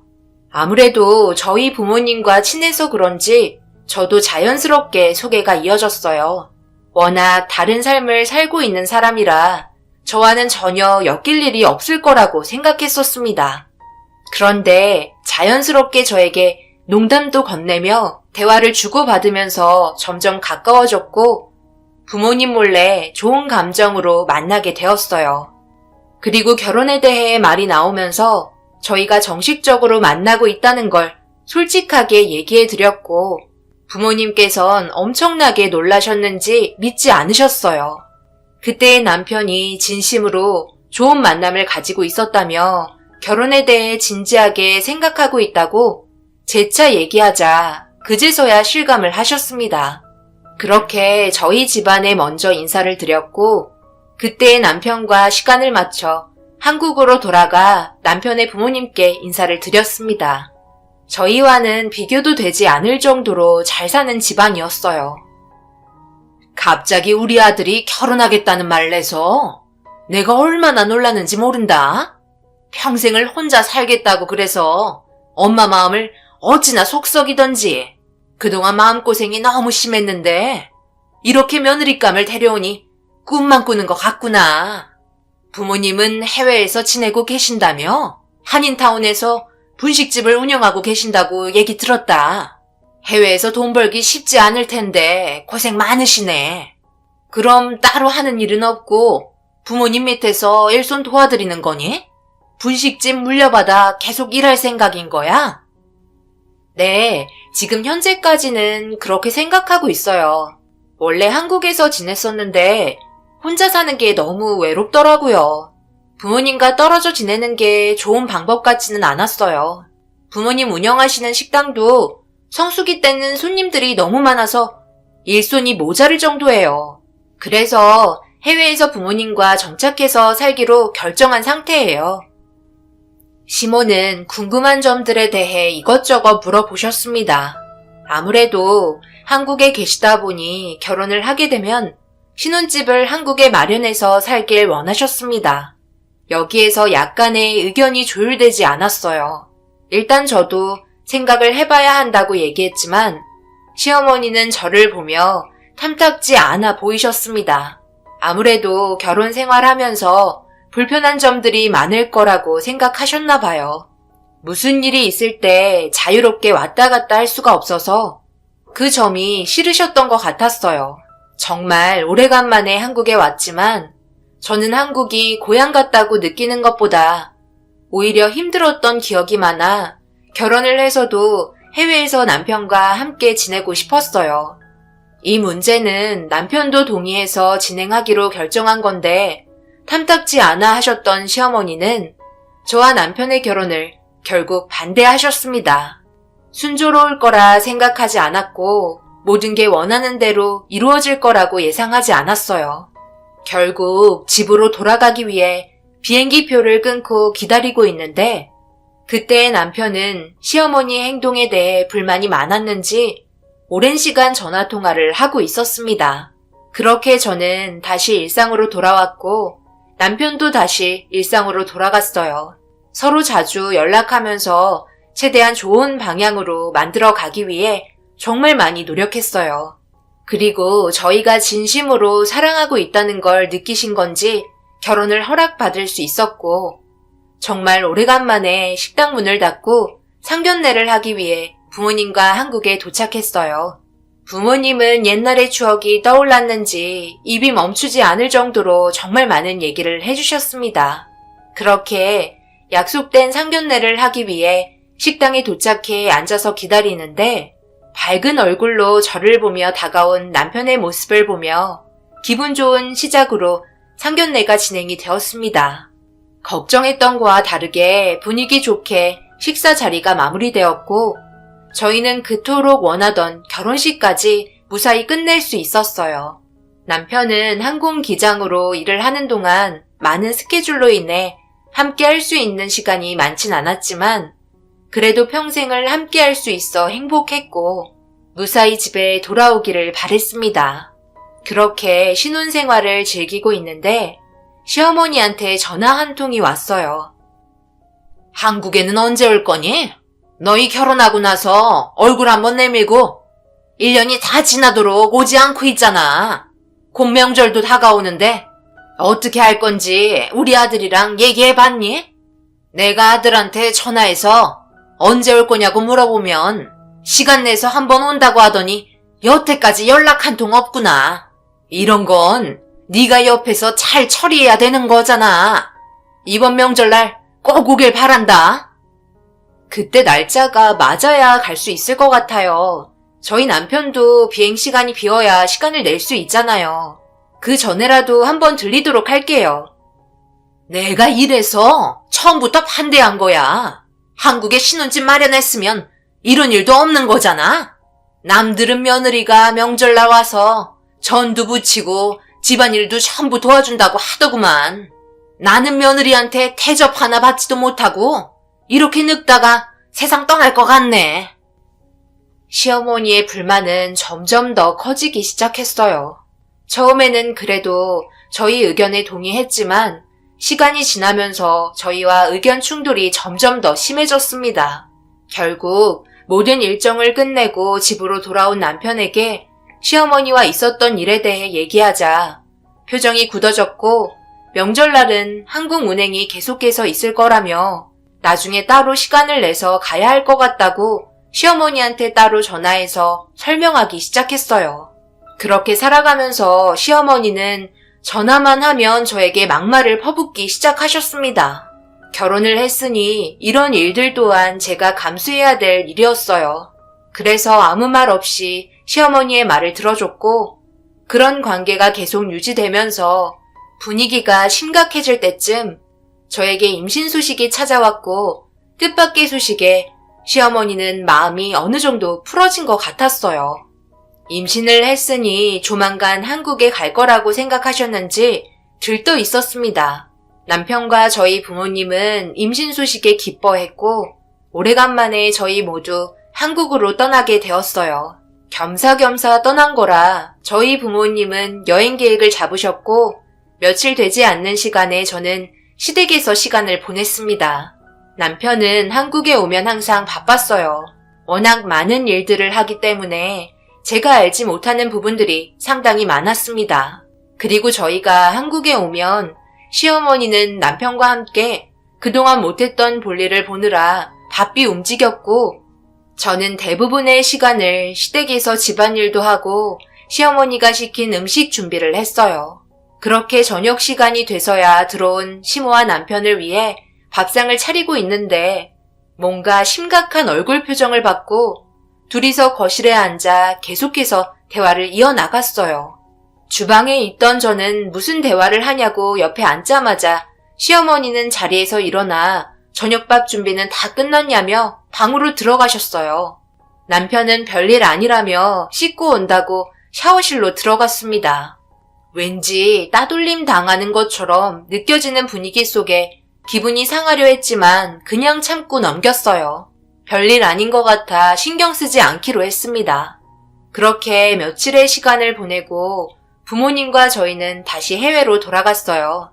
오래간만에 집에 오는 거라 너무 기분이 좋았고 짧은 시간이었지만 시댁에서의 삶은 두 번 다시 가고 싶지 않을 정도로 싫었습니다. 그러다 깜빡 잊고 놓친 게 있었어요.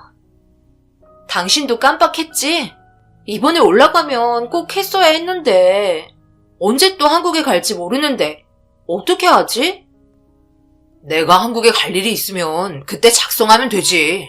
그게 그렇게 급한 건 아니잖아. 우리 결혼했으면 된 거 아니야? 급하지. 우리 아이도 태어나려면 당신과 내가 법적으로 부부가 되어야 하는데 혼인신고는 필수로 해야 하는 거라고. 언제 또 한국에 갈 수 있는 거야? 다음 달에는 시간이 되나? 이번에 한국에 갔을 때 처리했어야 했는데 워낙 정신 없어서 정말 잊고 있었네. 어머님이 나한테 서운한 감정을 너무 보이시니까 나도 그쪽에 계속 신경을 쓰면서 일이 이렇게 됐잖아. 다음 달에 한국에 갈 일 있는데 그때 같이 올라가자. 그때는 꼭 신경 써서 혼인신고하고 오면 되니까 너무 스트레스 받지 마. 아이한테 좋지 않아. 조개에는 최대한 안정이 필요하다고 그랬어. 오래간만에 장모님이 해주신 라면이랑 김밥이 먹고 싶네. 저희가 결혼을 하고 혼인신고를 빨리 해야 했었는데 워낙 일정이 빡빡하게 잡혀있는 남편 때문에 쉽지 않았어요. 결국 몇 번을 미루다 1년 동안 혼인신고를 하지 못하고 있었습니다. 하필 혼인신고하려고 한국에 갔었는데 정작 제일 중요한 건 하지 않고 시댁에서 일만 하다가 돌아와서 엄청 짜증이 났었네요. 이런 문제로 인해 시어머니한테 전화가 왔을 때 기분 좋게 받을 수 없었고 남편과 혼인신고 문제로 전화 통화를 했었는지 저에게 한 소리 하시면서 결국 저도 터지고 말았어요. 혼인신고 1년 못했다고 기분 나쁘니? 내 잘못도 아닌데 그거 가지고 시애미한테 화를 내는 거야? 내가 해야 될 일도 하지 말고 시키는 일만 하라고 한 건 아니잖아. 나한테 한마디라도 했으면 이런 일이 있었을까? 너 탓을 해야지. 왜 내 탓을 하는 거야? 어머님이 남편 데리고 매일 늦게 들어오셨잖아요. 그러니 시간이 있었겠어요? 무슨 일을 그리 바쁘게 하셨길래 저와 남편이 해야 될 일도 하지 못하게 시간을 다 뺏으신 거예요? 한국에 자주 가는 것도 아닌데 정말 너무하시네요.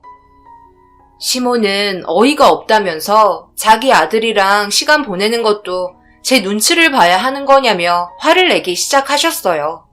결국 이 문제로 시어머니와 한바탕 크게 싸우게 되었고, 한국에 있었으면 가만두지 않았을 거라며 외국물 먹어서 개념이 없다는 둥 온갖 안 좋은 말을 퍼붓기 시작하셨어요.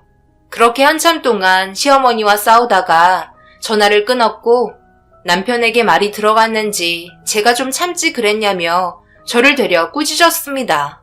이때가 제일 큰 고비였던 것 같아요. 결국 남편이 시간을 내서 혼인신고하러 갔다 오겠다며 한숨을 쉬며 전화를 끊었습니다. 남편과도 연락이 잘 되는 건 아니라 이런 문제가 단점으로 오게 되면서 한숨만 나왔어요. 그래도 결혼한 지 1년이나 되었는데 혼인신고를 하지 않는 건 문제가 있는 거잖아요. 그런데 남편이 혼인신고를 하려고 떠난 날 예상하지 못했던 사건이 터지고 말았어요. 남편이 운행하던 비행기가 추락했다는 소식을 듣게 되었고 급하게 공항으로 달려가 남편의 소식을 물어봤어요. 하지만 보안상의 이유로 외부인에게는 아무런 정보도 알려줄 수 없다는 말만 하셨습니다. 제가 아내라고 설명을 했지만 법적으로 혼인신고가 되어 있지 않아 제 말을 받아들이지 않았어요. 떨리는 손을 붙잡고 시어머니한테 전화를 했는데 충격을 받으셨는지 전화를 받지 않으셨습니다. 결국 제가 할 수 있는 건 아무것도 없었어요. 남편의 소식을 접하려고 해도 수사 중인 상황은 알려줄 수 없다는 말만 반복할 뿐 전혀 손을 쓸 수 없었습니다. 비행기 추락 소식에 저희 부모님도 충격을 받으셨고 별일이 없길 바라며 최대한 빨리 남편의 생사가 어떻게 됐는지 연락이 되길 기다리고 있었어요. 그렇게 시간이 흐르고 수십 번 시어머니한테 전화를 걸어봤지만 받지 않아 답답한 마음에 발만 동동 구르며 세상을 떠난 사람들의 명단을 확인할 수 있었습니다. 그리고 충격적이게도 그 명단에는 남편의 이름이 적혀 있었고 그 자리에서 주저앉고 말았어요. 모든 게 제 탓 같았습니다. 괜히 신경 쓰게 하고 이것 때문에 사고가 난 것 같아 그 자리에서 오열을 하고 말았어요. 남편이 운영하고 있던 항공은 외국 계열 항공이라 한국선이 아니라서 의사소통하는 것도 상당히 힘이 들었습니다. 절차도 상당히 까다로웠고 남편의 물건조차 받기가 어려웠어요.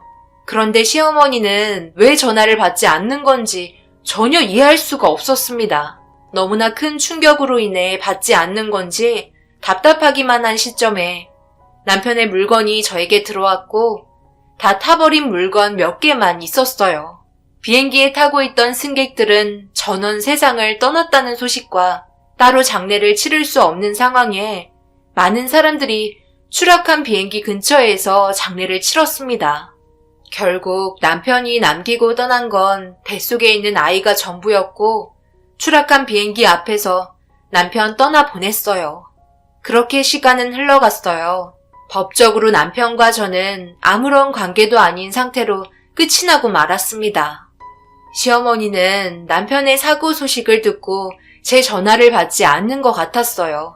아무래도 모든 일이 제 탓인 것 같아서 목소리조차 듣고 싶지 않았는지 전화를 하면 계속 끊으셨어요. 어쩔 수 없이 비행기를 타고 시댁으로 향했어요. 시어머니 집에 도착해 초인종을 눌렀는데 옆 건물에 살던 주민이 이사를 떠난 지 며칠이나 되었다며 초인종 그만 누르라며 화를 내셨고 시어머니의 소식조차 알 수 없는 상태에서 시댁 집안과의 인연은 끝이 나고 말았습니다. 그동안 남편과 함께 살았던 신혼집은 저희 부모님이 가지고 계신 건물이었어요. 리모델링해서 신혼집으로 꾸며서 살았었죠. 함께 있던 추억들은 너무나 많은데 그 흔적들은 전부 꿈인 것만 같았습니다. 하지만 뱃속에 있는 아이가 꿈이 아닌 현실이라고 말해주고 있었고 며칠 동안 저는 눈물을 멈출 수 없을 정도로 상당히 큰 충격에 헤어나올 수 없었어요. 그렇게 시간은 멈추지 않고 계속해서 흘러가면서 뱃속에 있는 아이는 어느새 20대가 되었고 그 사이 저희 부모님은 세상을 떠나셨습니다. 어머니가 암으로 떠나시면서 아버지도 그동안 함께한 세월 때문인지 슬픔을 견디지 못하고 술에 의지한 채 매일을 지내시다가 결국 사고로 떠나셨어요. 그렇게 저 혼자 아이를 키워야 했고 부모님이 남기고 떠나신 식당을 힘들게 운영하며 버텨왔습니다. 그 기간 동안 주변 분들의 많은 도움을 받았고 저희 딸은 한국에서 사업 운영을 하며 생활하고 있었어요. 그때는 몰랐지만 부모님의 마음을 이해할 수 있었던 게 살기에는 외국보다 한국이 좋다는 걸 너무나 뼈저리게 느끼게 되었어요. 그래서 부모님이 저에게 했던 것처럼 저 또한 제 딸에게 똑같이 하고 있었습니다. 그래도 딸이 운영하는 사업이 잘 되고 있어서 가끔 한국에 가보면 직원분들도 몇 명이나 있었고 꽤 크게 자리를 잡은 것 같아 안심이 되었습니다. 제가 어렸을 때부터 식당을 운영하는 모습을 봐서 그런지 일찍 사회 경험을 하면서 요식업 쪽에 관심이 많았어요. 젊은 나이지만 남들보다 일찍 뛰어들면서 자리를 잡은 상태라 주변 사람들이 인정을 해줄 정도로 자신의 인생 계획을 잘 만들어가고 있었습니다.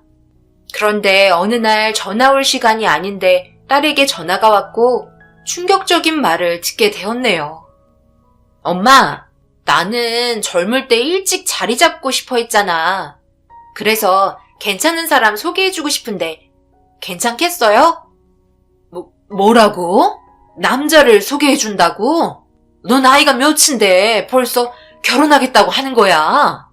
그렇게 급하게 할 필요는 없어. 충분히 네가 하고 싶은 일들 하면서 생각해도 늦지 않는다. 얼마 만나지도 않았을 거 아니야. 저랑 같은 계열에 일하는 사람인데 저보다 한 5살 정도 많아요. 대화도 잘 통하고 앞으로 같이 하면 더 많은 것들을 얻을 수 있을 것 같아서 이 사람과 결혼하고 싶다는 생각이 들었어요. 일단 가볍게 얼굴이나 한번 볼래요? 딸의 결정에 놀랍기도 했지만 그동안 자신의 일에만 열중하던 딸이 남자를 소개해 준다는 게 얼마나 큰 의미인지 잘 알고 있었습니다. 그만큼 신중했을 거라 생각했어요. 인생 경험이 많지 않았지만 저희 딸도 성인이고 혼자서 모든 걸 결정할 수 있는 나이기 때문에 차후에 문제가 있는 부분들은 충분한 대화로 풀어나가기로 결정을 하기로 했습니다. 그렇게 딸은 자기가 좋아하는 남자를 데리고 제가 있는 곳까지 비행기를 타고 날아왔어요. 첫인상을 보자마자 좋은 느낌을 받았었고 침착한 느낌과 예의 바른 성품이 제 딸이 좋아할 것 같았습니다. 서로 궁금했던 점들에 대해 물어보며 앞으로 어떤 식으로 만남을 가질 거냐고 계획을 듣고 싶어 하자 제 딸과 앞으로 많은 꿈을 펼치고 싶어 하는 것 같았고 벌써 둘은 계획을 가지고 있었습니다. 딸은 벌써 한국에서 이 남자와 함께 자리를 잡으려고 계획을 하고 있었어요. 둘 다 저를 바라보는 눈빛은 확고해 보였고 둘의 결정을 꺾고 싶지 않았습니다. 그렇게 결혼하겠다는 거 허락을 해줬고 속전속결 상견례 날짜까지 잡게 되었어요. 정말 오래간만에 밟아본 한국 땅을 느끼며 상견례 장소에서 딸과 만나기로 했어요. 가는 동안 남편과 처음 인사드리러 갔을 때가 생각이 났고 그때의 기억들이 제 머릿속에 그림처럼 펼쳐지며 가슴을 두근거리게 만들었습니다. 그렇게 딸과 만나 예비 사돈분들을 기다리고 있는데 예비 사이가 먼저 들어오고 그 뒤를 따라 들어온 예비 사돈과 안사돈의 얼굴을 보며 반갑게 인사하는 순간 엄청난 일이 벌어지고 말았습니다. 23년 전 비행기 추락으로 세상을 떠난 남편이 제 앞에 나타나 있었고 저를 본 남편 또한 순간 당황했는지 난처한 얼굴로 시선을 회피하고 있었어요. 아무것도 모르고 있던 딸과 예비 사이는 저희가 어정쩡하게 서 있자 자리에 앉혀주었고 저는 남편의 얼굴에 시선을 떼지 못했습니다. 너무 부담스럽게 빤히 쳐다보고 있어서 모두들 놀랐는지 불편해하기 시작했어요. 엄마 왜 그래? 무슨 일 있는 거야? 아버님 얼굴에 뭐가 묻었어? 부담스럽게 왜 이렇게 빤히 쳐다보는 거야? 실례잖아.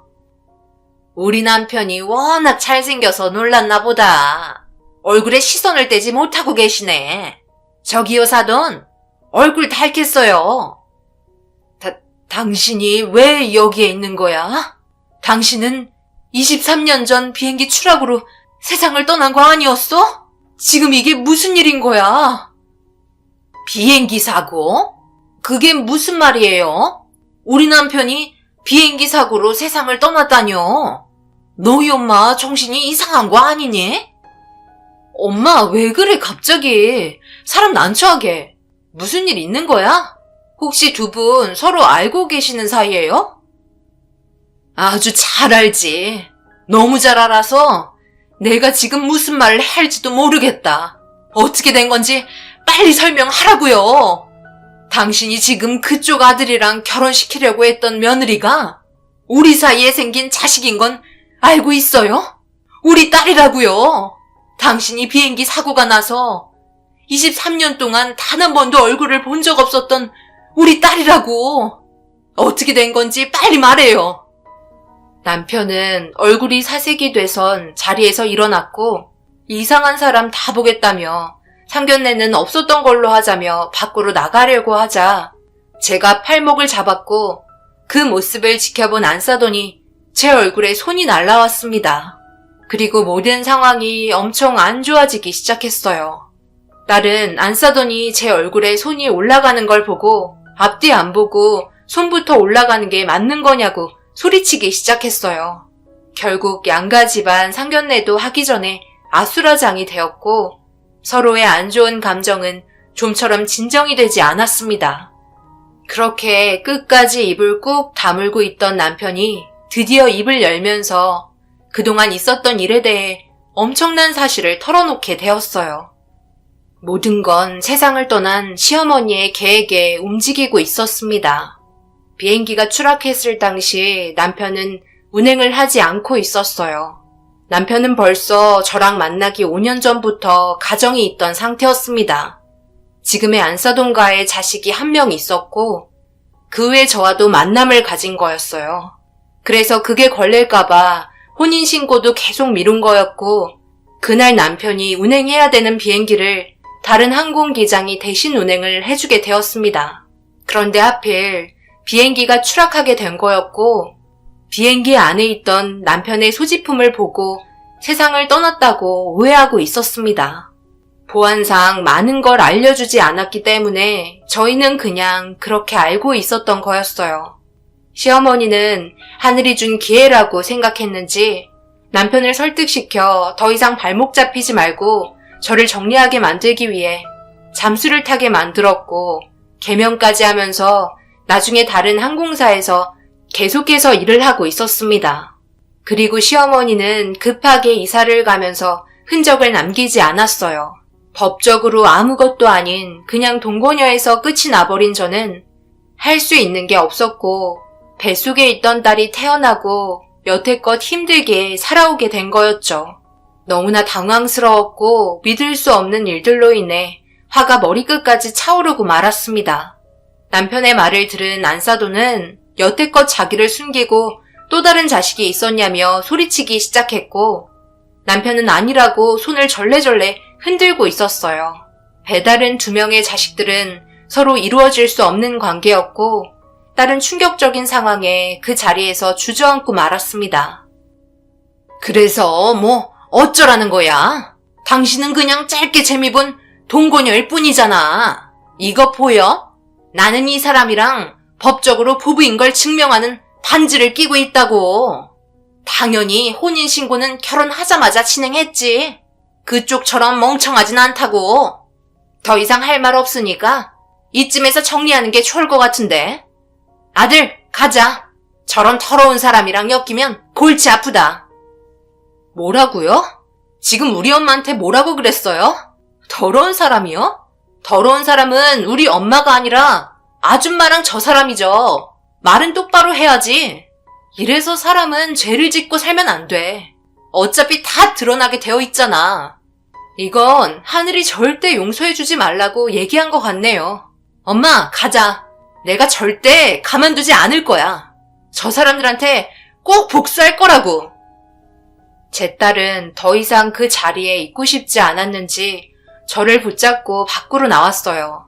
엄청난 충격에 딸의 눈에 눈물이 흘렀고 처음 본 아빠의 모습에 많이 괴로운 것 같았습니다.